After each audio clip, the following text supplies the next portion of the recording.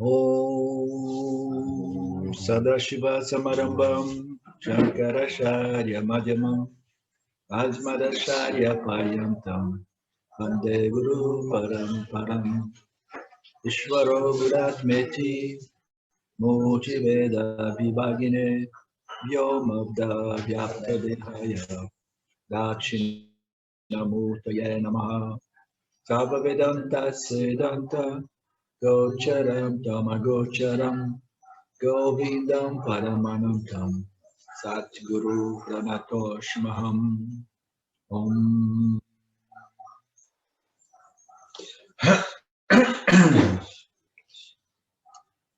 Ok, nós estamos no verso 75.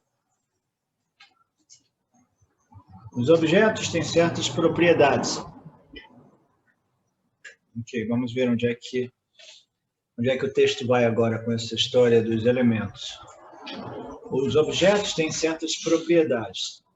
A propriedade do som, né, que é derivada do espaço, a propriedade do tato, que é derivada do ar, a propriedade da cor, que é derivada do fogo, a propriedade do gosto, proveniente da água, e o odor, que é proveniente da terra e os seus perfumes, né? Mas cada uma delas é conhecida apenas por um órgão dos sentidos, né? Será que a gente não consegue obter o odor, os odores, né, os perfumes da terra através dos olhos? Já tentou? Não? Olhar para a terra, olhar para a terra, olhar para a terra e tentar captar os perfumes, os aromas, né, mais diversos da terra através dos olhos? Não é possível, né? Cada um desses órgãos sensoriais, eles nos dão acesso a somente a uma dessas propriedades. Tá? Então, cada um, e na medida que a gente vai apreciar, né, uma dessas características, uma dessas propriedades dos elementos, os outros órgãos sensoriais, eles como que se fecham para que a mente esteja totalmente canalizada naquele objeto sensorial, através do respectivo, né, instrumento de captação ou reconhecimento dessas propriedades. Cada uma delas é conhecida apenas por um órgão dos sentidos. Apenas o ser experimenta a sua própria bem-aventurança. Somente o ser, nós dizemos muito frequentemente que o ser não é um objeto dos sentidos, né? Não é um objeto de experiência, ele não pode ser conhecido sensorialmente, né? Muito embora a gente diga, sim, existe o sexto sentido que nos permite, né, experimentar o ser. Mas isso é conversa para fazer boi dormir, né? Como se diz na roça, né? Não existe realmente o sexto sentido. Ou dizer, não, a gente tem um outro olho, que é o olho espiritual, né? Que é o terceiro olho na testa, que nos permite experimentar o ser. Não, o terceiro olho não é um órgão sensorial. O terceiro olho é simplesmente as escrituras que nos permitem compreender o ser, não sensorialmente, mas como minha própria natureza. É o pramana, é o meio de conhecer o ser, que não é um meio sensorial. Através dos órgãos sensoriais e a mente, a gente vai conhecer o que estiver, o que for possível dentro do âmbito do universo manifesto. Mas a gente não pode conhecer a causa semente desse universo, porque o efeito jamais tem acesso à sua causa, né? Porque elas pertencem a duas ordens de realidades absolutamente distintas. Então, onde é que nós estamos aqui? Apenas o ser experimenta a sua própria bem-aventurança. Os sentidos não são capazes de sentir o prazer ou a dor, como são apenas instrumentos inertes de coleta de dados. Os sentidos não experimentam o prazer e a dor. Quem é que experimenta o prazer e a dor, então? Renato? Quem experimenta? Se os sentidos não experimentam, quem é que experimenta o prazer e a dor? Não? A mente? É a mente do indivíduo, né? A mente é que integra esses órgãos sensoriais, né? Integra eles numa experiência. Quando ele experimenta, ele sente ou prazer ou dor, ou indiferença, né? A gente tem que lembrar sempre que existem objetos de experiências que produzem naturalmente indiferenças. Não gosto de amarelo, nem desgosto do amarelo. Eu sou indiferente ao amarelo. Eu odeio preto. Eu amo vermelho, né? Então, existem objetos que provocam um sentimento de indiferença. Esses não são os problemas mais relevantes no que diz respeito à compreensão desse mecanismo que produz prazeres e dores, né? É o mecanismo, o instrumento humano, né? Então, nós temos que compreender que aqueles objetos que nós chamamos de prazer, eles não possuem prazer, e os órgãos sensoriais não têm acesso a nenhum prazer, porque eles são inertes. O prazer vem de quê? Vem da mente subjugada às suas vasanas, quereres e não quereres, gostos e desgostos.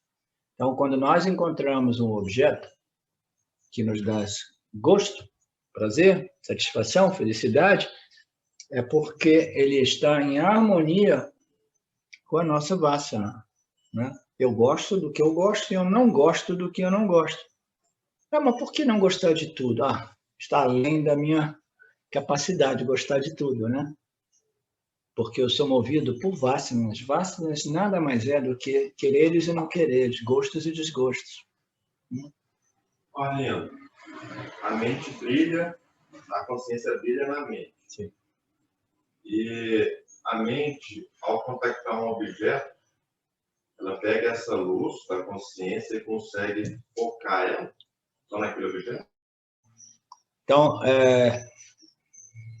a consciência, ela brilha no intelecto humano, porque ela tem uma afinidade pelos corpos sutis que produzem esse Jiva Atma. Onde tiver um Jiva Atma, ela brilha, produzindo senciência, né?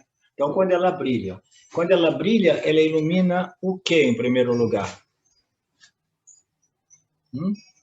Aqui em cima, ó. A mente, a consciência. Quando ela brilha, ela ilumina o corpo das vasanas, ela ilumina as vasanas. Okay?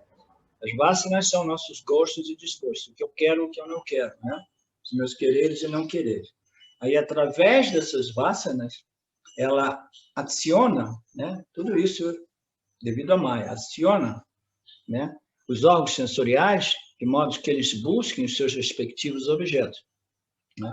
Aí a gente tem uma experiência do objeto que, às vezes, requer 2 órgãos sensoriais, às vezes 3, às vezes somente 1, dependendo das propriedades do objeto. Se o objeto tiver uma propriedade de cor,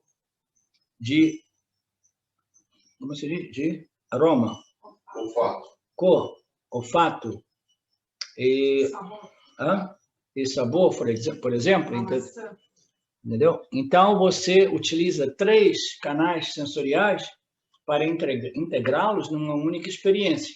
E essa experiência ela vai ser experimentada como favorável ou não favorável a quem?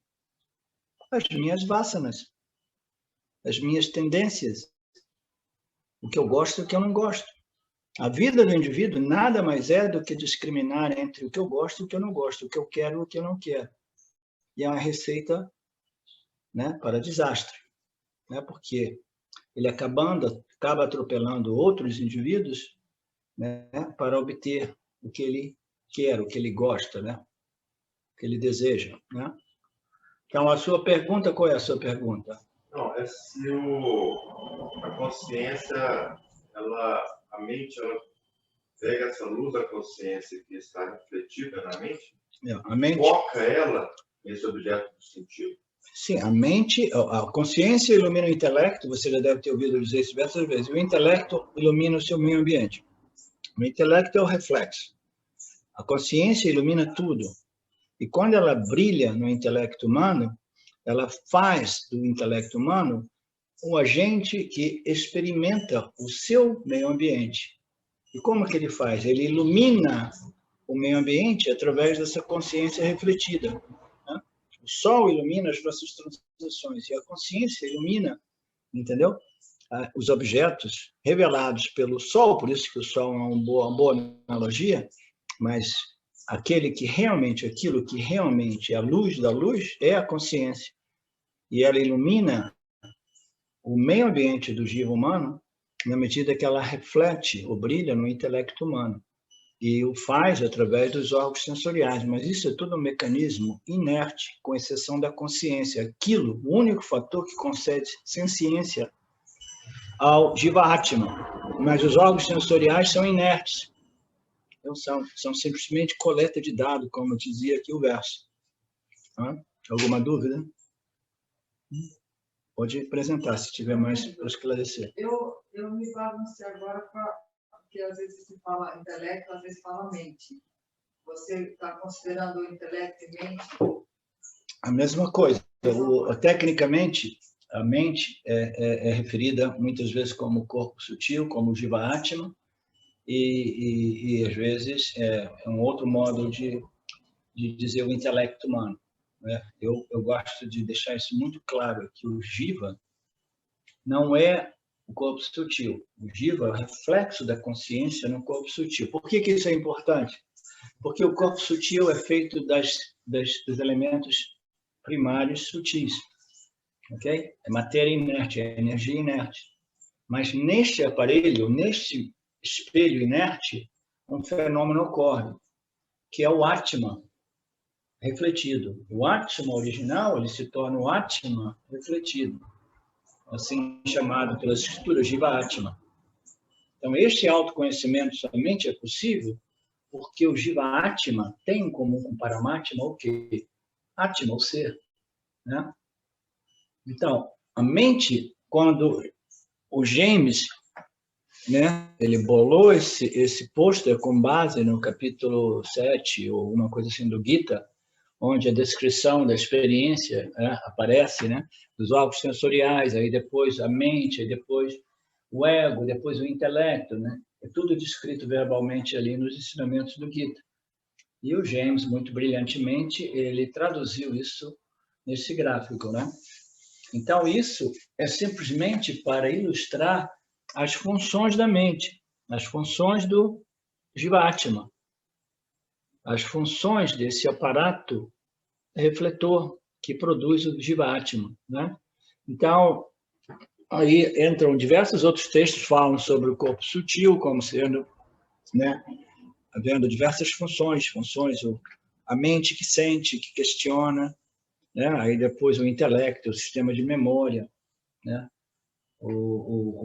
A mente emocional, alguns colocam, entendeu? O centro emocional, o centro de memórias, o intelecto. Então, tudo isso são funções do Jiva Atma, do corpo sutil do Jiva Atma. O Jiva Atma é mais bem definido, naturalmente, como corpo sutil, porque é no corpo sutil que o Atma é revelado, entendeu? Como consciência, não como existência. No corpo físico, o Atma é revelado como Sat, existência.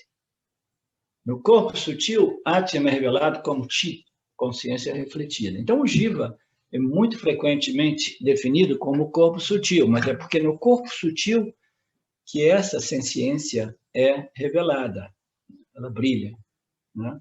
Ele se torna um experienciador, um iluminador experienciador do seu campo de experiência, né? Então, às vezes pode parecer confuso, quando nós queremos desmembrar o corpo sutil, aí a gente diz, isso é a mente. E às vezes, dependendo do contexto do ensinamento, ele chama mente essa combinação de funções do corpo sutil, tá? Então,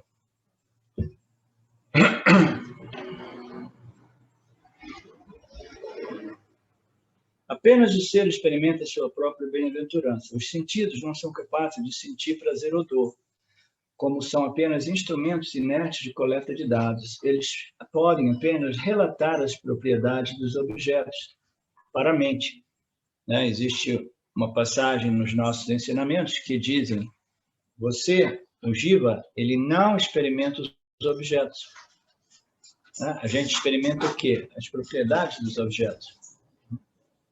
Então, as propriedades dos objetos, elas são coletadas pela mente, que integra esses estímulos sensoriais, e aí a gente diz, eu estou experimentando o objeto. Mas não, a gente está experimentando o cheiro do objeto, a textura do objeto, o sabor do objeto, a cor do objeto. Nós estamos experimentando esses estímulos sensoriais, essas propriedades dos elementos, e integrando aquilo num único objeto, numa única experiência. Ok? Faz sentido? Como são apenas instrumentos inertes de coleta de dados, eles podem apenas relatar as propriedades dos objetos, que também é inerte. Ele relata as propriedades dos objetos, a mente. Essa mente que também é inerte. Onde é que existe a senciência nesse sistema, nesse equipamento, nesse instrumento de experiência, né? Onde é que existe? Não existe inerentemente no complexo corpo-mente. Ele existe no reflexo da consciência neste complexo corpo-mente. É isso que nós somos. É por isso que aquilo que a gente é tão sutil, entendeu? Porque nós não somos os pensamentos, nós somos nossas determinações, nós somos o ser refletido, que fundamentalmente é o ser original. Por isso que o autoconhecimento é possível. Tudo isso é um sistema inerte. Os pensamentos são energias inertes, né? O aparato refletor é inerte, os órgãos sensoriais é matéria inerte. Da onde vem a senciência humana, né? A senciência do Jiva vem da única fonte de senciência, que é Chit, consciência do ser. O resto tudo também é inerte. Os instrumentos inertes não podem experimentar a bem-aventurança ilimitada. Olha que legal. Todos esses fatores inertes não experienciam a Ananta, a bem-aventurança ilimitada, porque eles não são sencientes, não são conscientes, e seu alcance em termos de experiência é muito limitado. Então, nada no campo da matéria/energia experimenta essa ilimitação. Então, o que realmente experimenta essa ilimitação? O ser que aparece em Mitya, nesta ordem de dimensão experiencial, através do seu reflexo. Então, isso nos leva de novo para aquela declaração de que toda e qualquer experiência e conhecimento é o ser experimentando, reconhecendo a si mesmo em Mitya, nessa ordem paralela, nessa ordem secundária. Não?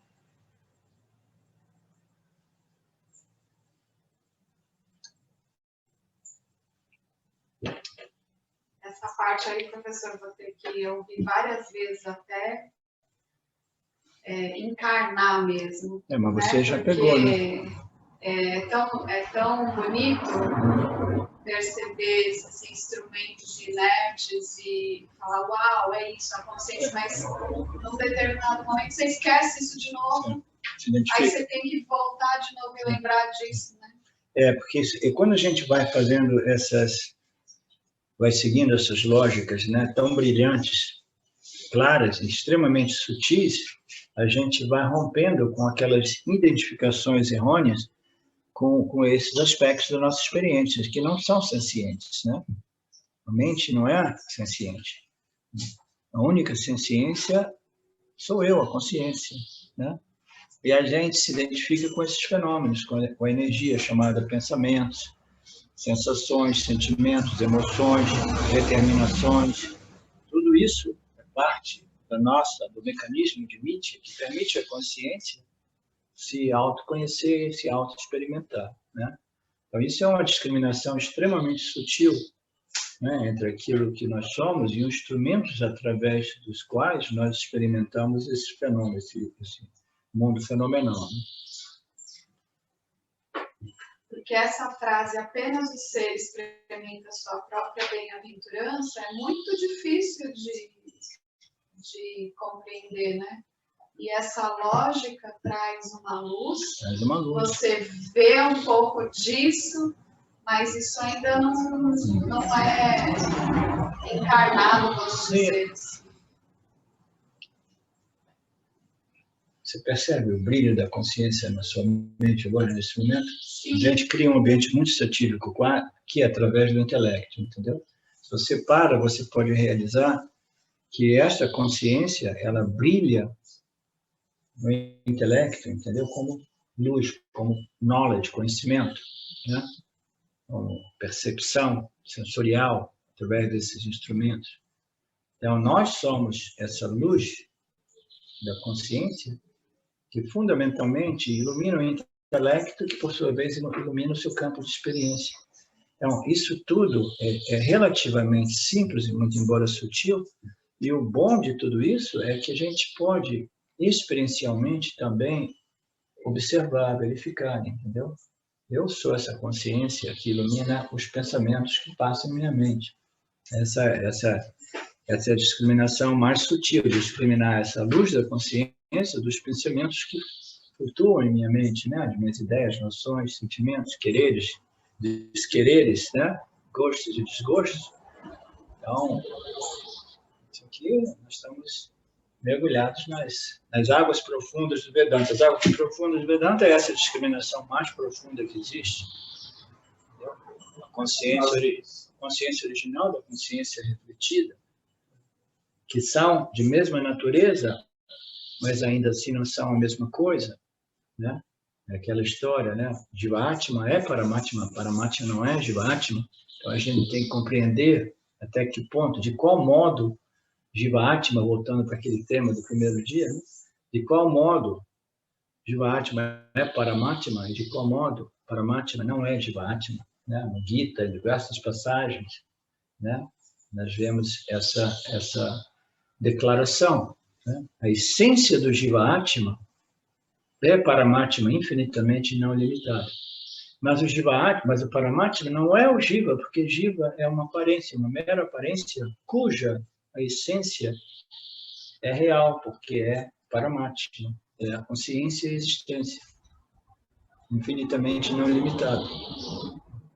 Então a gente tem que compreender isso, e ao mesmo tempo discriminando essa consciência que nós somos, do aparato refletor e do reflexo Jiva-Atma, compreendendo que o Jiva-Atma é fundamentalmente Paramatma, mas, ao mesmo tempo, mantendo essa discriminação muito clara, de modo a não sobrepor Jiva-Atma em Paramatma, ou Paramatma em Jiva-Atma. Understand? Ele diz, sim, eu sou Paramatma, eu sou ilimitado, etc, etc. Não. O Jiva-Atma, em sua constituição jívica, ele é limitado, mas a essência do Jiva-Atma é ilimitada, né? E Paramatma, muito embora tudo seja resolvido nele, ele não é realmente Jiva-Atma, ok? Por quê? Porque Jiva-Atma é limitado e Paramatma é ilimitado. Jiva-Atma é temporal, Paramatma é além da temporalidade, né? Jiva-Atma é uma mera aparência irreal e Paramatma é a única realidade. Então, a gente tem que tomar cuidado com essa mútua sobreposição de Sati, Miti, Miti e Sati ao mesmo tempo, entendeu? Compreendendo sempre, de modo mais claro, essas nuances dos ensinamentos, né? Para a gente não cair nestas confusões. Professor? Oi. Bom dia. Oi, Fernando.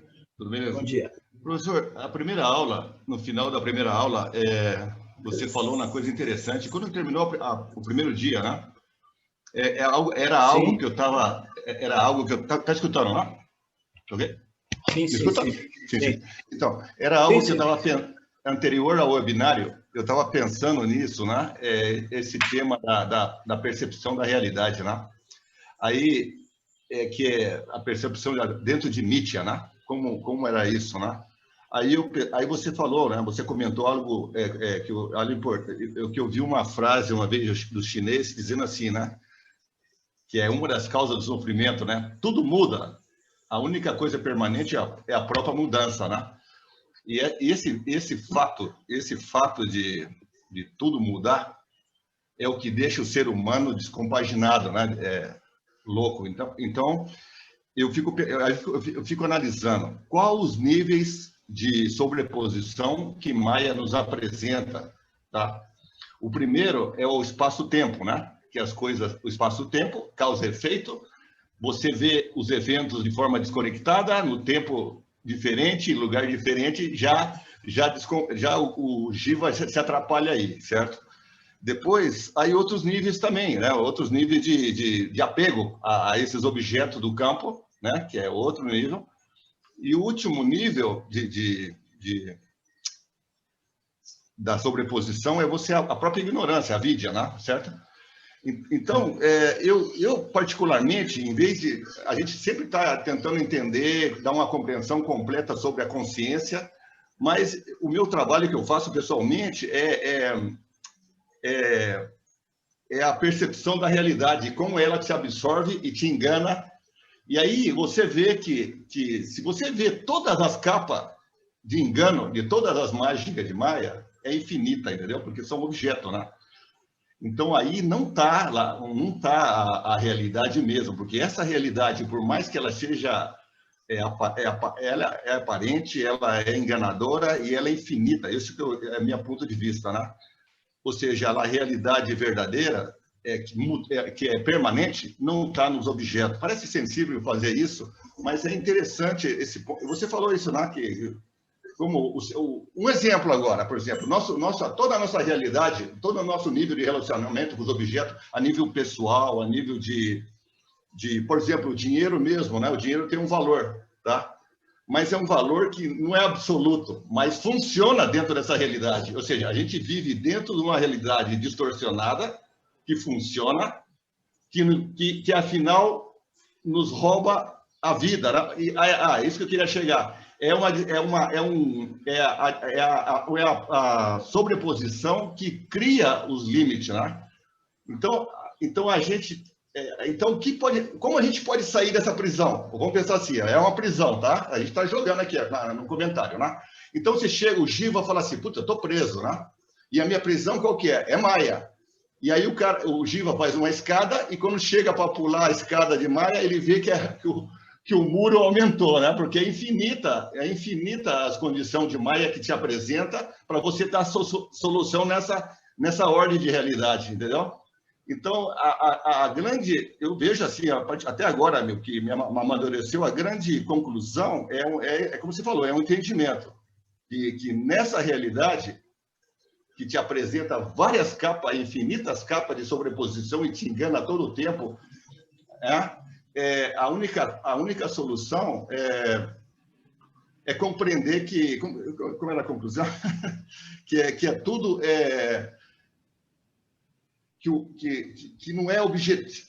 Essa discriminação, ou seja, a minha tática é sair através da discriminação da realidade. Não, porque a gente fica imaginando, eu entendo o seu ponto de vista, a consciência que ilumina tudo, que permeia tudo, mas ela não pode ser afetada por nada, né? Então, a gente cria duas ordens de realidade, um momento a gente está pensando que a Ananda está em outro lugar, entendeu? Mas eu acho que essa percepção, essa Ananda que te dá, é a percepção, ainda em mídia, não em mídia, mas na realidade nossa manifestada, você compreender isso, que você está frente, está sumido, praticamente assim, numa realidade como se diz, que te engana, né? É como falar assim, ó, o mágico apresenta uma mágica, apresenta duas mágicas, na terceira você sabe que ele é um mágico, né? Certo? Ou seja, então, como poder... Aí, vai ter que me meter nisso, mas... Por que o... Não, então, vamos chegar. Falar os seus insights, os seus vislumbres, isso, aquilo, eles possuem determinados valores positivos e determinadas confusões.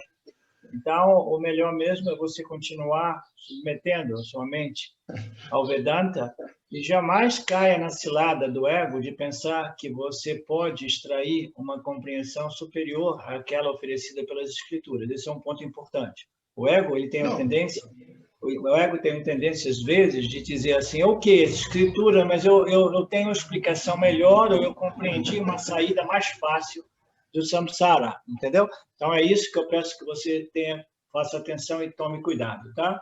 Não, tá bem, professor, tá bem. Bom, como você falou antes do Adilson, né? Tem que preparar bem as perguntas, né? Eu tinha uma visão bonita dessa percepção, mas quando você chega para apresentar, não é fácil, né? Porque é muito sutil, né? São insights sutis, né? Então, depois você escreve, aí traz na próxima aula, se você conseguir, né? Formatar esse insight seu, entendeu? E se você achar relevante realmente. Então, vamos lá. O Arlindo, opa, Sim? posso, só para complementar um pouco o Fernando, né? Não, por favor, você não pega aquele bonde, pelo amor de Deus, Henrique. O quê? Não entendi. Como que é o negócio? Vamos escutar o Henrique, pô. Escutar o Henrique, Roberto. Não, tudo bem, então. Deixa pra lá. Ok. O que eu queria complementar, não sei, né? De que a mídia não tem que ser, por lo menos o que eu entendo, que eu entendi que não tem que nada ser entendido em Nietzsche. Se você tenta entender Nietzsche, você vai ficar emaranhado mesmo. Então, é uma coisa muito sutil essa, né? Eu entendi que não tem nada, você tentar explicar Nietzsche é um trabalho infrutífero, um trabalho que não tem. Então, a questão para mim é realmente entender isso. Nietzsche é Nietzsche e pronto. E não Nietzsche, entra. Pronto, é aquilo que é uma aparência, é uma ilusão, é uma sobreposição, mas ainda assim o Vedanta que ele declara muito assertivamente que Nietzsche precisa ser compreendida, e a compreensão de Satya depende da compreensão de Nietzsche, que é diferente de tentar compreender o incompreensível. O incompreensível é Maya. Compreender Maya é muito sutil, é a causa de Nietzsche, é a causa do universo. É impossível compreender, se consegue, né, compreender parcialmente através dos efeitos de Maya, né? Mas Nietzsche, os ensinamentos do Vedanta, isso de novo é um convite para você também, Henrique, é de você observar os seus insights e as suas colocações e verificar se elas estão realmente em harmonia com as escrituras. Neste caso, por exemplo, as escrituras dizem muito claramente que Nietzsche é a chave do autoconhecimento e você precisa compreender esse mecanismo de Nietzsche, né? O esforço do Fernando é compreender esses mecanismos, os quais nós somos enganados a crer que essa realidade aparente, essa dualidade é real e que a gente precisa encontrar a saída de tudo isso em Nietzsche. Não, a saída de tudo isso é em Satya, mas a gente só sai de Nietzsche na medida que a gente compreende Nietzsche e neutraliza essas forças de Nietzsche que nos enganam e que nos desviam de Satya, entendeu? Desviam dessa percepção e compreensão de que somente essa luz da consciência é real. E todas as sobreposições são meras projeções, são meras imagens criadas por nomes, cores e formas.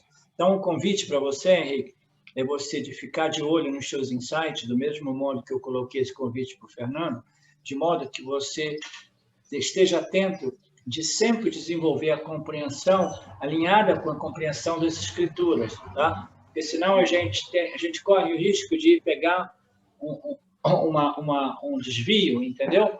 Não, eu entendi, Arlindo, perfeito, entendi. Não, eu entendi exatamente o que eu queria, perfeito, eu concordo plenamente, realmente, mas o que eu queria colocar que aprofundar, digamos assim, né, em algumas coisas, como colocou o Fernando, muitas vezes a gente fica em algo, né, entender Nietzsche é fundamental, com certeza, né, nesse sentido, né, a mecânica de operação, para a gente poder intervir nessa mecânica. Isso eu acho que é muito interessante, com certeza.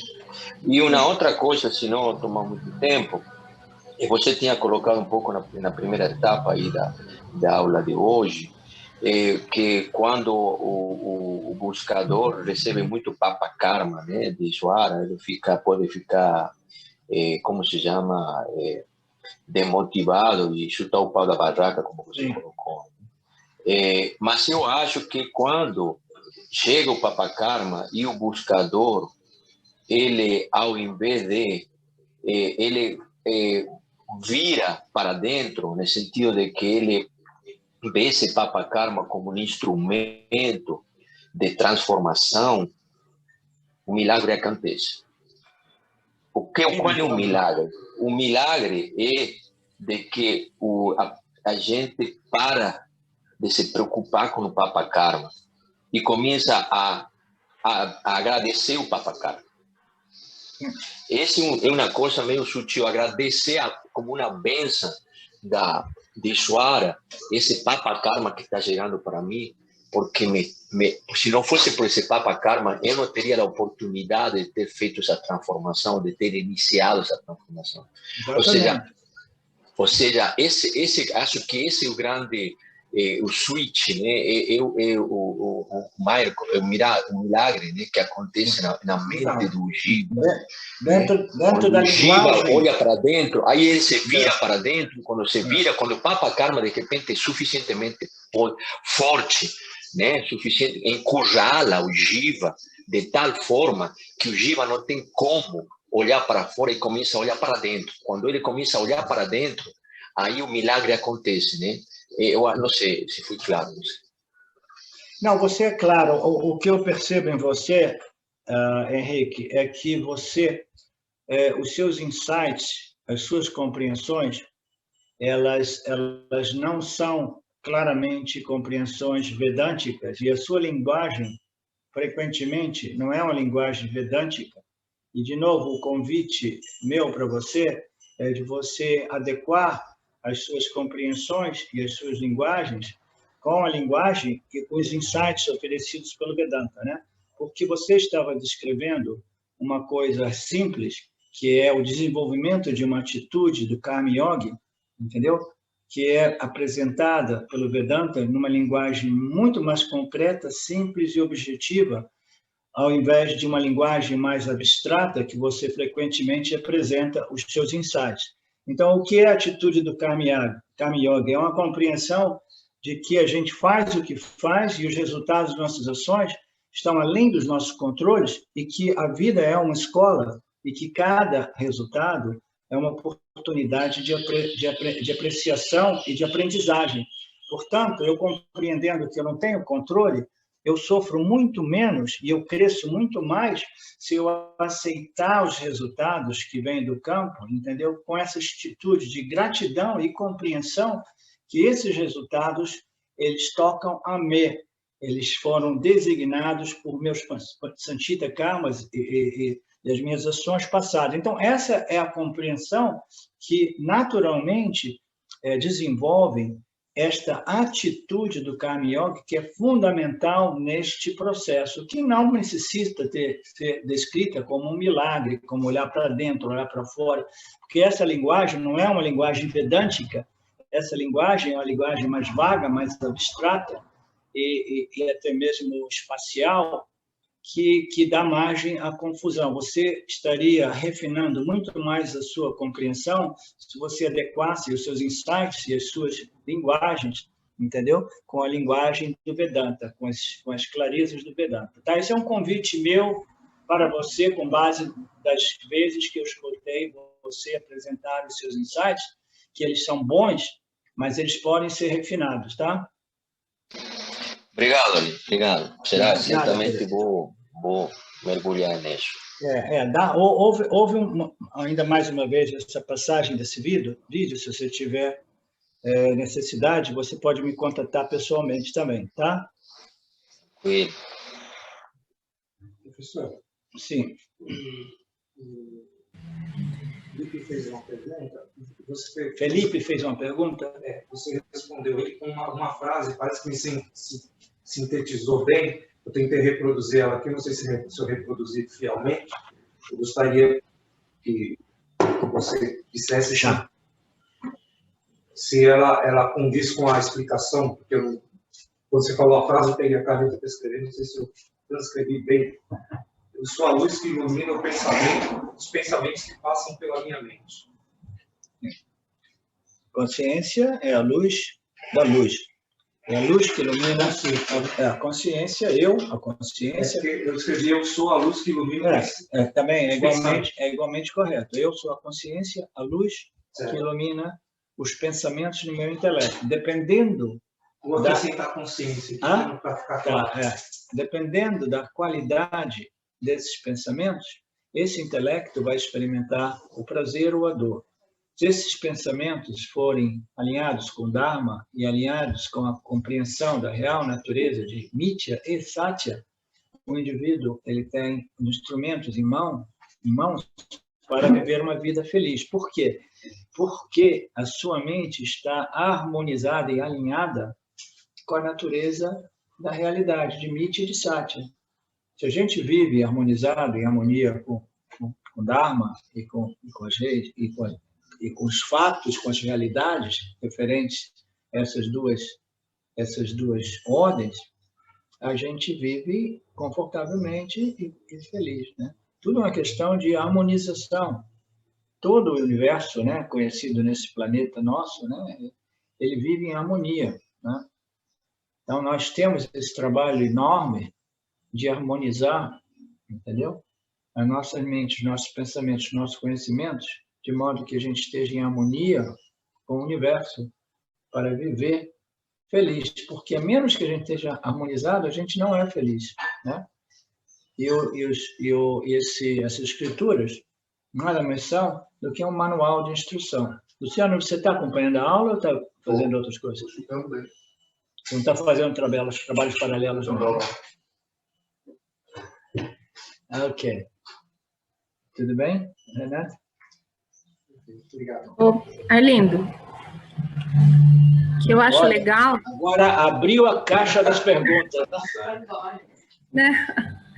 Eu acho legal uma frase que eu gosto muito, eu acompanho ela na minha mente o tempo inteiro, que é assim, ó, em todo conhecimento, a consciência está lá. Sim. Isso aí brilha muito para mim. E vai brilhar ainda mais agora quando eu fizer uma pequena correção. É que em todo conhecimento, em toda a ignorância, a consciência brilha antes, através e depois. A consciência ilumina o conhecimento e a ignorância. A consciência existe além do conhecimento e da ignorância, como a luz que revela aquilo que eu sei e aquilo que eu não sei. A luz que revela o total conhecimento de Ishvara e a total ignorância, né, do Jiva, né, essa ignorância extrema que a gente vê em uma boa parte da população. Tudo isso é iluminado indistintamente pela consciência, sem preferência. A ignorância e conhecimento, ok. A humanidade quer ignorância, ok, vocês vão experimentar sofrimento. Até que vocês aprendam que a fórmula da felicidade é o conhecimento, mas ela ilumina a ignorância também. O conhecimento que eu quis aqui indicar não é o conhecimento, mas assim, é o brilha, né? É a luz que incide em todos os objetos. Então, todo conhecimento é a consciência, né, que brilha. A consciência já é sinônimo de... A consciência é sinônimo de conhecimento. Já é sinônimo de brilho. O aspecto da consciência é a existência, conhecimento e limitação. O conhecimento que nós experimentamos, a ciência que nos permite conhecer, a consciência, que é sinônimo de conhecimento, né? Ela simplesmente é a luz que revela o universo. Aí o Jiva, esse agente conhecedor, experimentador, quando ele olha para o objeto, ele percebe, apreende esse objeto de modo fiel à natureza do objeto ou de modo equivocado, mas a consciência ela vai estar ali iluminando tanto a apreensão correta como a apreensão incorreta, entendeu? Dos fenômenos que ocorrem dentro do âmbito de Mithya, dentro da mente do indivíduo, né? Isso que eu quis dizer, tá?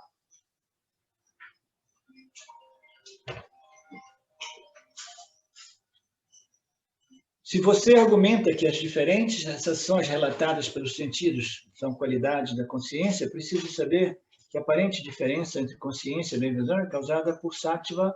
É esse o verso? É.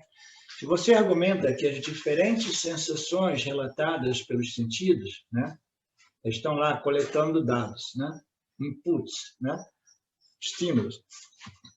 Se você argumenta dizendo que essas diferentes sensações são qualidades da consciência, você precisa saber que a aparente diferença entre consciência e bem-aventurança é causada por sattva, rajas e tamas. Olha que interessante. Existe uma aparente distinção, diferença entre a consciência e a bem-aventurança. Qual é a bem-aventurança que o verso se refere? Ananda, a bem-aventurança experiencial. A bem-aventurança espiritual, que é uma função da qualidade, né, do pensamento, do conhecimento na mente, no intelecto do Jiva. O Jiva é a entidade experienciadora, conhecedora. Então, a aparente diferença entre a consciência pura, plena, né, e a bem-aventurança experimentada pelo Jiva, né, se encontra nas três gunas. Né? Se a mente for condicionada por uma grande proporção de satya, né, essa mente ela percebe fenômenos objetivos, né, mais claramente. A compreensão, a apreensão é fiel aos fatos, né? E numa ordem ainda mais elevada, essa mente satívica, ela recebe acesso aos Upanishads, ao Vedanta, às escrituras que revelam não somente, né, os fenômenos de mityas, mais precisamente para uma mente satívica, mas principalmente revelam para uma mente satívica a natureza de mitya como satya. Né? Então, tudo isso é parte dessa qualidade das três energias em suas proporções, né? Na constituição do intelecto do jiva humano. Eles, ao condicionarem a mente, quando há uma predominância de sattva nos pensamentos, nos vritis, né? Fica claro que bem-aventurança e consciência são idênticas. Olha que bacana. Quando a mente é resolvida em sattva, né? Aí o indivíduo percebe que a natureza da consciência é Ananda. É Ananda que se manifesta com Ananda, porque minha mente satívica, entendeu? Ela reflete fielmente a natureza de Sattva, a natureza de Satya, a natureza da consciência. A gente precisa de um espelho refletor refinado, de modo que a gente possa, até mesmo, eu gosto de, né, reforçar esse ponto, que esse autoconhecimento é feito de conhecimento puro, compreensão pura, mas ele é verificável através de nossa experiência. Uma mente satívica, ela pode experiencialmente perceber, entendeu? Esse brilho ilimitado da consciência no intelecto humano. Tá? Então, este é o Ananda possível através do yoga. Yoga é um processo de purificação no qual a mente se torna bem reflexiva, né? E pode ser feito através do Viveka ou através do esforço, né, de purificar a mente através do Samadhi Yoga. Quando há uma predominância de Sattva na mente, no intelecto, fica claro que a bem-aventurança, o Ananda, e a consciência são idênticas. Em outras palavras, esse Ananda é a natureza da consciência e eu posso apreendê-lo claramente como esse reflexo da sua limitação, da sua bem-aventurança, da sua felicidade, né, no meu intelecto, na minha mente resolvida em Sattva. Né? Aí a questão seria, mas como resolver a mente em Sattva? A gente resolve através da yoga, através do Karma Yoga e através do Viveka, do Jnana. Né? Mas quando rajas e tamas predominam nos vritis da mente, os pensamentos são rajásicos e tamásicos, essa bem-aventurança é o quê? É obscurecida, né? É ocultada. Né? Ela fica trêmula, né? A gente não percebe as coisas como elas são exatamente, e muito menos fica difícil aprender experiencialmente Ananda como Ananda. A gente vai entrar nisso. O Ananda, do conhecimento intelectual e o Ananda experiencial, a partir desse reflexo de uma mente que pode ser resolvida tanto através do Jnana como através da Yoga. A gente vai entrar nessa parte mais à frente. Então, quando há uma predominação de Sattva nos pensamentos humanos, fica claro que esta bem-aventurança e a consciência são a mesma coisa. Mas quando Rajas e Tamas predominam, nós, vritis humanos, a bem-aventurança é obscurecida. Tal como a adição de sal, que remove o gosto intensamente azedo do tamarindo, olha que os Vedas trazem, né? Eu vivi subindo em árvore de tamarindo, eu sei quanto azedo, né? Agora eu aprendi uma coisa nova. Bota um pouco de sal que neutraliza o azedo, né? Tal como a adição de sal que remove o gosto intenso, azedo do tamarindo, a bem-aventurança da consciência é obscurecida quando é misturado com rajas. Então, a natureza do tamarindo é o azedo, mas a gente adiciona rajas e tamas, aí o azedo já não é mais azedo. A natureza do ser é a bem-aventurança. Quando a gente adiciona rajas e tamas, a gente experimenta o oposto de Ananda, né? O desprazer e a tristeza, né? Tem alguém indignado aí? É alguém que faz. E aí, turma, na geral, como é que tá aí? Cadê o chefe da geral? Tudo bem aí? Você está organizando a geral aí, Cardoso?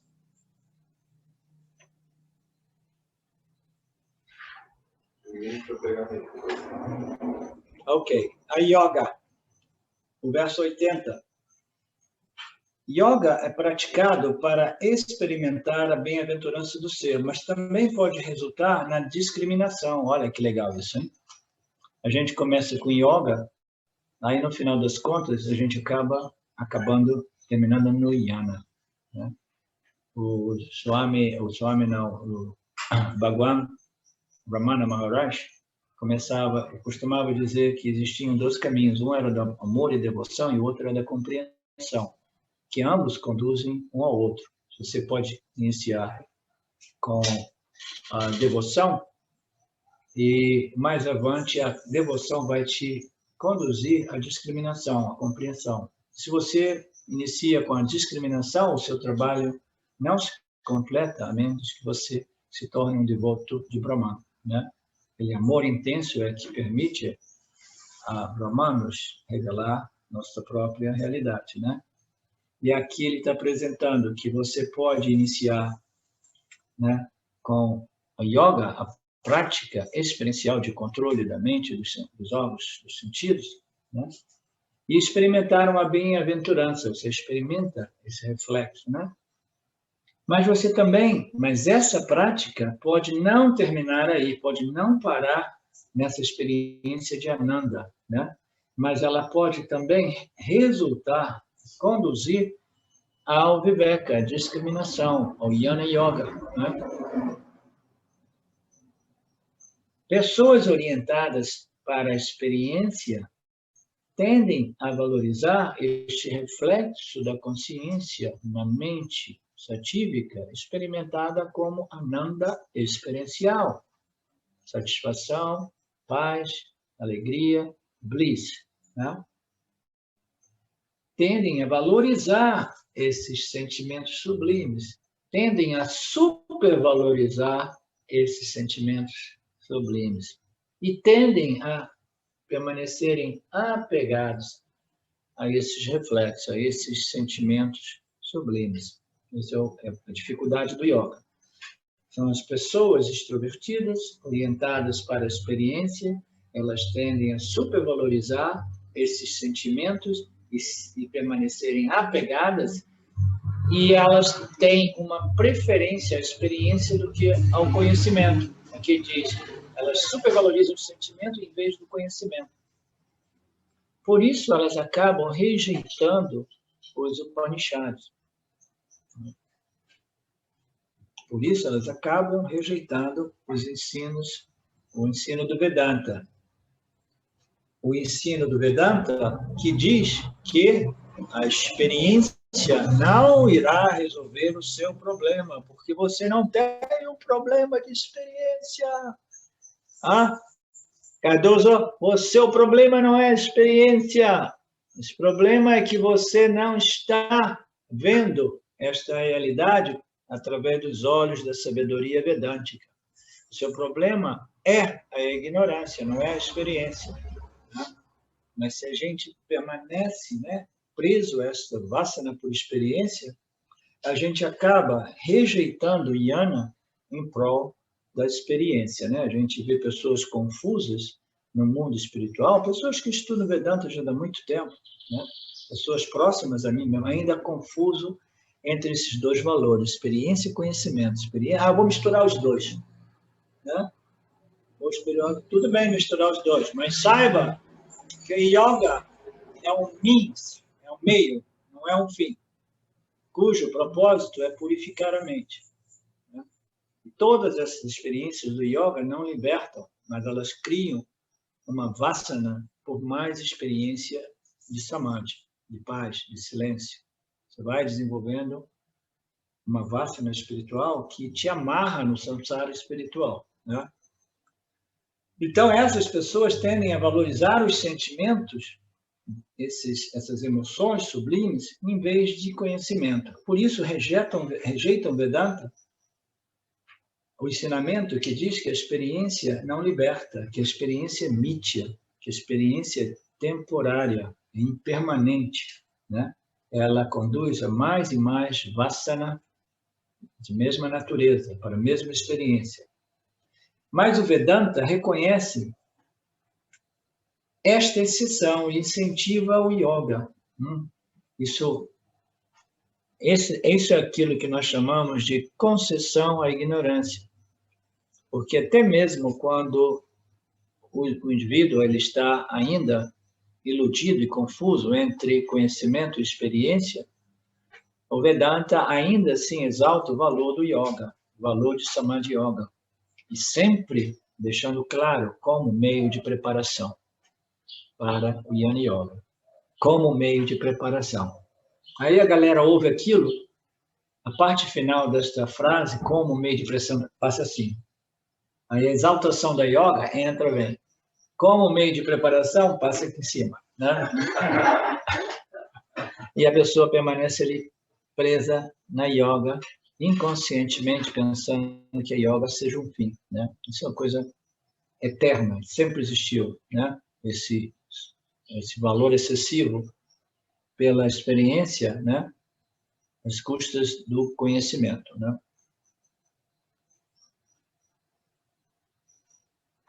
Mas o Vedanta reconhece e faz uma exceção, faz uma concessão e diz, não, faça yoga, medite, purifique a mente, experimente, focalize, refine a mente através do Vipassana Yoga, controle, regule os seus pensamentos, as suas vassanas, as suas tendências negativas, faça esse trabalho no seu quarto de meditação, até que você possa desenvolver um valor por Nididhyasana, que é realmente a meditação vedântica. Se você tem um valor grande pelo yoga, o Vedanta, nós dizemos, ok, saiba que a meditação do Vedanta é Nididhyasana, é contemplar sobre os ensinamentos do Vedanta, não é produzir silêncio, não é produzir vacuidade, não é observar os seus pensamentos até que eles se acalmem. A meditação do Vedanta é chamada Nididhyasana, mas se você não está pronto para Nididhyasana, pratique. Pranayama, ou Samadhi Yoga, ou Vipassana Yoga, ou qualquer tipo de meio de purificação da mente, outro que Karma Yoga, que é um grande purificador natural prescrito pelo Vedanta, principalmente. Há um grande mal-entendido entre os yogis sobre a natureza da iluminação, porque o objetivo ostensivo do yoga é o samadhi, uma experiência em particular. Vidyaranya era o chefe de um dos mosteiros vedânticos mais importantes da Índia. Ele escreveu este texto, que não foi escrito por Vidyaranya, para os seus monges que, sem dúvida, já estavam cientes da distinção entre experiência e conhecimento, porque todo o texto vedântico afirma inequivocadamente que o ser não pode ser objetivado, não pode ser transformado num objeto de meditação. Não é um estado de consciência a ser experimentado, é o conhecedor de todo e qualquer estado mental. A tradição vê o yoga como adequado para o estágio de preparação, purificando o corpo sutil. Nididhyasa é diferente, isso é uma colocação infeliz do James aqui. A tradição vê o yoga como adequado para o estágio de purificação da mente, mas não para moksha. Para moksha, a gente precisa de nididhyasana, que é a contemplação, aplicação e internalização dos ensinamentos dos Upanishads. Se o yogi fosse separado do ser, o yoga trabalharia para a libertação, mas uma vez que o yogi já é o ser, e já está experimentando a si mesmo, somente o conhecimento o libertará. Nós sabemos disso, e isso é possível através de discriminação. No entanto, para cada regra há exceções, e os yogis podem obter a libertação supondo que a curiosidade sobre o testemunho do samadhi se desenvolva a partir da prática do próprio samadhi. Então, isso é um ponto muito interessante. Eu vou compartilhar com vocês as instruções de Osho Rajneesh, né, nos velhos tempos de Pune. Né? Ele tinha aqueles darshanas, né, onde ele falava um pouco de tudo, mas aqui e ali, digamos 10%, 20% do tempo, tinha realmente um pouco de espiritualidade. Né?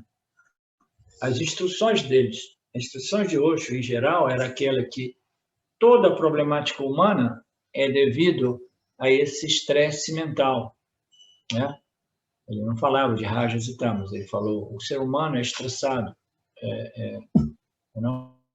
disfuncional mentalmente, e existe somente um remédio. O remédio é meditação. Portanto, eu ofereço a vocês todas essas... Então, o Osho Rajneesh nos deu um leque de meditações, dizia que o problema da humanidade são muitos, né? Mas a solução é uma única, é a meditação. E a meditação do Osho era uma coisa né, muito variada. Né?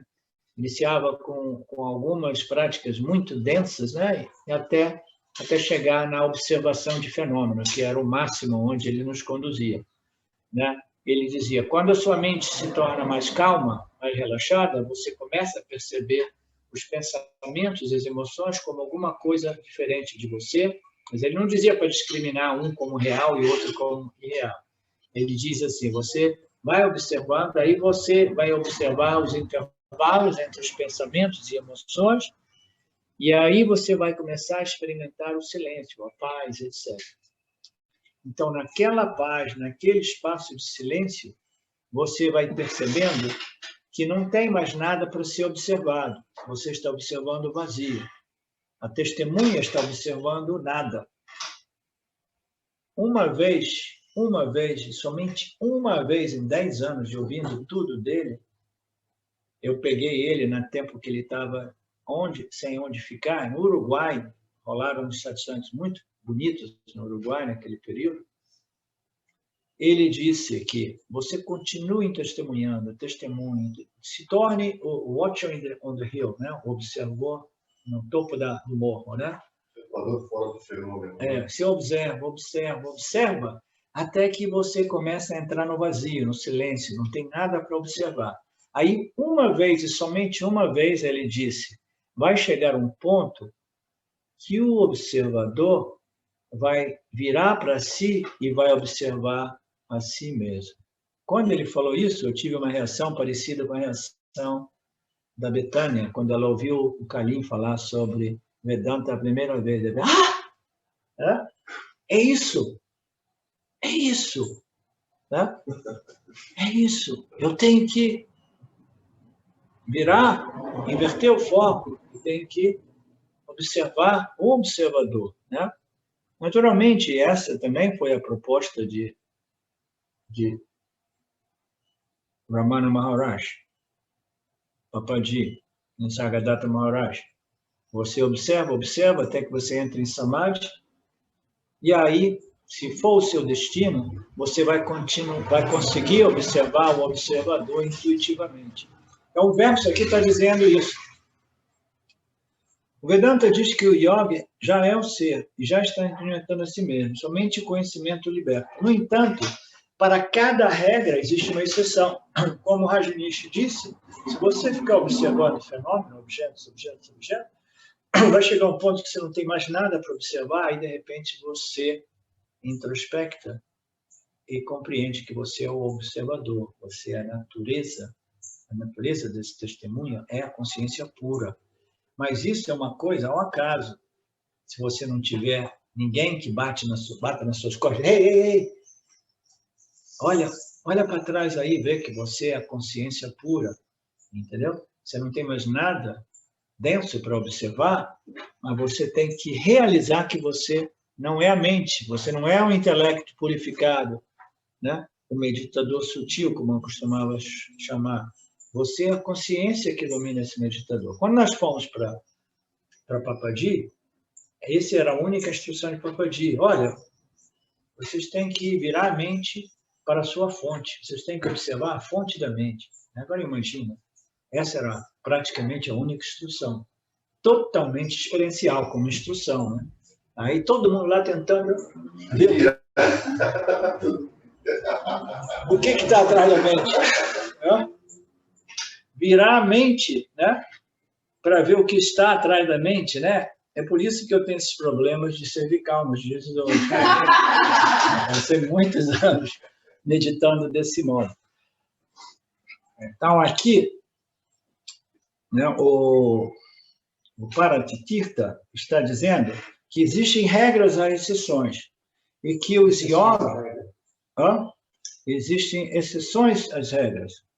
E que os yogis também obtêm a libertação aqui e ali, que só é possível através do conhecimento, né? Quando a curiosidade sobre o testemunho do Samadhi emerge. Tem que aparecer uma curiosidade, mas quem é este observador do vazio?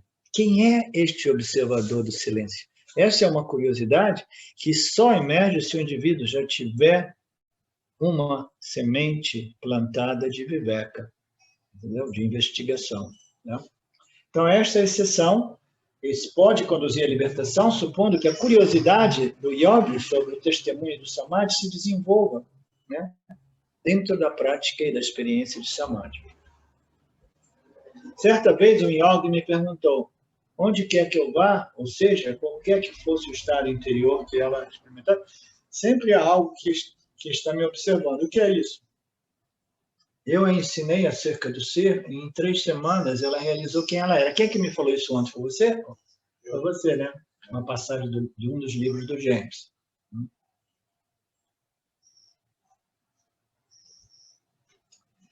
O verso 83. No entanto, Yoga e Vedanta, tanto Yoga quanto Vedanta. No entanto, tanto Yoga quanto Vedanta, Samadhi Yoga, né? Controle e purificação da mente. Tanto Yoga quanto Vedanta são difíceis para as pessoas extremamente rajásicas. Pessoa extremamente rajásica, ela não tem nem mesmo a condição física de permanecer imóvel por 1 ou 2 horas, né? Uma postura de meditação, contemplando ou controlando a mente, né?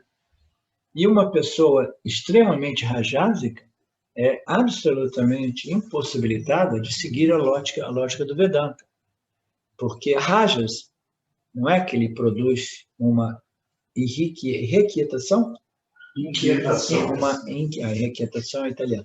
Uma inquietação física, mas produz uma inquietação mental. Significa que você está ouvindo pelos ensinamentos do Vedanta, mas aí Raja está, dando chega para lá nos ensinamentos, porque é um pensamento atrás do outro, entendeu? Que se sobrepõe à lógica, à contemplação, ou o Shravana, né? A audição dos ensinamentos, né? Então, uma pessoa rajásica, ela precisa, né, de yoga. Mas ainda assim, como eu disse no outro dia, para meditar você já precisa ter uma mente mais meditativa. Como é que eu vou sair dessa? Eu preciso meditar para desenvolver uma mente contemplativa, mas para mim meditar eu preciso já ter uma mente mais contemplativa. Como é que a gente começa tudo isso, né? Só Ishvara sabe, né? Talvez o conhecimento acalme a mente. Hã? Talvez o conhecimento acalme a mente. Depende da natureza de cada um de nós, né? Mas Ishvara tem o seu jeitinho de tirar a gente do samsara, né? Asana. Hã? Asana é um bom começo. Asana é quase sempre a porta de entrada da espiritualidade, porque o complexo corpo-mente é um mecanismo único, integrado, um organismo integrado. Então, se o indivíduo tem uma mente densa, extrovertida, um corpo físico inquieto, né? As asanas relaxam a mente indiretamente através do relaxamento do corpo físico. Porque se você trabalha a nível do corpo, a mente é afetada. Se a sua mente já estiver mais contemplativa, então você trabalha a nível diretamente mental e o seu corpo irá relaxar ainda mais profundamente. Não somente o corpo, o seu sistema prânico irá relaxar a tal ponto que de vez em quando você tem um susto. Eu não conhecia nada disso, eu levei um susto quando eu entrava em Samadhi, minha respiração parava, e eu me lembrava que eu não estava respirando. Né? Eu falava assim, por que eu parei de respirar? Né? Por quê? Porque você está trabalhando a nível da mente, né? E aquilo ali está harmonizando ou impactando positivamente, né? As outras coxas, né? As outras bainhas. Inclusive a bainha da comida, o corpo físico, né? Mas na impossibilidade de trabalhar diretamente no intelecto, a gente trabalha no pranas, através de pranayama. Na impossibilidade de trabalhar a nível de prana, você trabalha no físico, através das asanas. A gente tem que usar toda e qualquer estratégia à nossa disposição, porque o objetivo é preparar o complexo corpo-mente. Né? Então, se a gente fizer aquele ashram no interior do Brasil, você vai ser a diretora do yoga.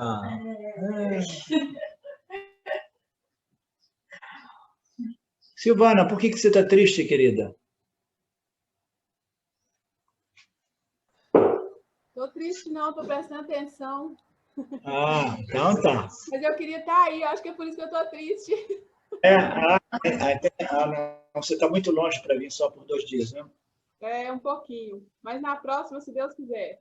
Na próxima a gente vai fazer um seminário especial em torno à piscina, entendeu? Tem uma piscina que está ficando pronta para o Vedanta Brasil. Tá? Então, não se tudo... Não pode perder, não. Serão todos convidados. Todos serão convidados. Sede campestre. Olha, eles já estão fazendo plano de acampar na sua mansão, hein? Sede campestre. Ah, tá.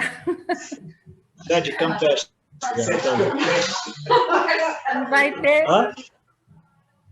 Não vai ter hora de almoço, vai ter hora da piscina.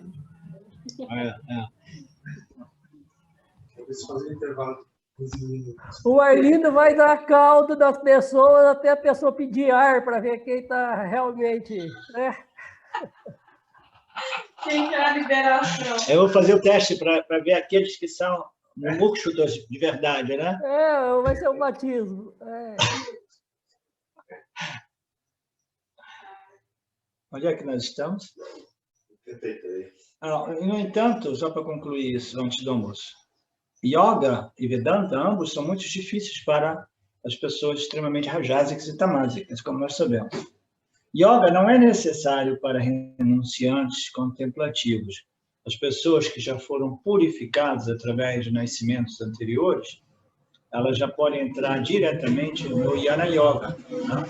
Porque elas já possuem uma mente purificada e contemplativa, satívica, né? Elas já não sentem esta atração fatal pelo mundo dos objetos. Você lembra daquele filme de uns 20 anos atrás, A Atração Fatal? Né? O ser humano, né, ele sofre dessa atração fatal pelos objetos, né, que produz toda essa encrenca humana, né?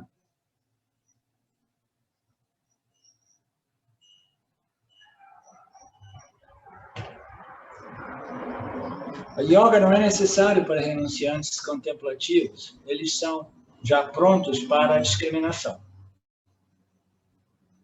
O Gita, entretanto, aqui eu tinha pensado nisso. Yoga e Vedanta são difíceis para extrovertidos. É por isso que o Vedanta, né, dentro do seu leque de ensinamentos, ele tem o Karma Yoga, Dharma Yoga, né, como apresentado no Gita. Né? Bhagavad Gita é uma ciência vedântica, né, que permite ao indivíduo desenvolver naturalmente essas qualificações necessárias para o yoga e para o Jnana Yoga. Né? Para o yoga e para o viveka. A mente precisa estar qualificada de um modo natural. Antes nós estávamos dizendo, putz, mas para meditar eu já preciso ter uma mente meditativa. Como é que eu vou sair dessa encrenca, dessa dificuldade, né, dessa contradição? Karma Yoga. Karma Yoga é uma religiosidade, espiritualidade, ciência natural que purifica e converte rajas em tamas em sátiva, sem que o indivíduo nem mesmo perceba. Compreendendo a lógica de Mithya, o sistema, né? Compreendendo os mecanismos de Mithya, o Karma Yoga começa a dedicar as suas ações ao Lorde deste universo, né? Deixando completamente os resultados nas mãos do Lorde e recebendo aquilo que chega, que retorna a nós, como oportunidades de crescimento espiritual, oportunidades de aprendizagens, né, importantes, né, espirituais. Então, o Gita serve este propósito. Né? Ok, então nós recomeçamos na parte da tarde do verso 84. Agora a gente pode... 84, né? Que a gente começa? 3, né? Terminou esse? Terminei 83. O yoga apaga as vássanas extrovertidas e converte um yogi dedicado em um sannyasi, um inquirer, um renunciante contemplativo. A discriminação também é difícil, porque requer um intelecto puro e focado, aguçado, sharp, né? Então é mais ou menos o que eu já disse. Quase tudo que eu digo antes, depois, quando eu vou ver, é mais ou menos o que a tradição está dizendo, entendeu? Isso dá uma dimensão ainda mais clara, porque eu não li esse texto praticamente, de que os ensinamentos do professor Arlindo não são do professor Arlindo, são os ensinamentos do Vedanta. Então, nós recomeçamos o verso 84, e uma observação para a gente não comer muito, porque a gente fica mais tamásico, e como nós já observamos, a parte da tarde fica mais difícil, né? Para a gente permanecer acordado e focado. Então é melhor a gente comer uma refeição mais leve, vocês lá também, né? Principalmente após o pula-pula de carnaval de ontem à noite, né? Então até mais tarde. Om Purnamada Purnamidam Purnamudachyate Purnasya Purnamadaya Purnameva Vashishyate Om Shanti Shanti Shanti. Thank you, everyone. Thank you.